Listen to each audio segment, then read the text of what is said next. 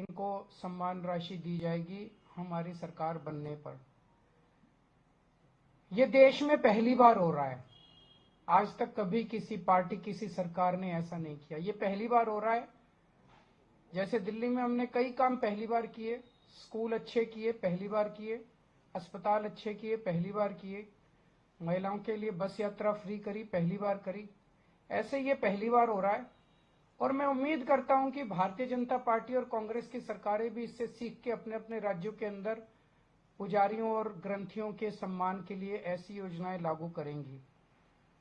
इस योजना का कल से रजिस्ट्रेशन चालू होगा।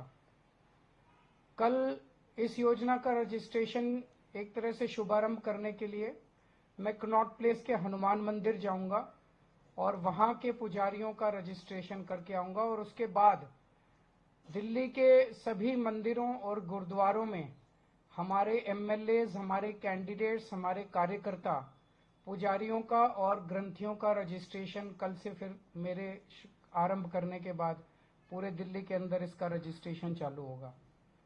मेरी भारतीय जनता पार्टी से हाथ जोड़ के विनती है, जैसे उन्होंने पुलिस भेज के फर्जी केस करके महिला सम्मान को रोकने की कोशिश की लेकिन रोक नहीं पाए, हुआ रजिस्ट्रेशन, हो रहा है रजिस्ट्रेशन। उन्होंने संजीवनी योजना रोकने की कोशिश की, रोक नहीं पाए। इस तरह से ये कम से कम पुजारियों और ग्रंथियों की योजना को रोकने की कोशिश ना करें, बहुत पाप लगेगा। वैसे उन्होंने ऐसे ऐसे कर्म कर रखे हैं, पाप तो उनको लगेगा ही, लेकिन इससे और ज्यादा पाप लगेगा, भगवान भी नाराज होगा। एक तरह से पुजारी और ग्रंथी हमारे और भगवान के बीच में एक ब्रिज का काम करते हैं, सेतु का काम करते हैं, हमारी प्रार्थनाओं को भगवान तक पहुंचाते हैं।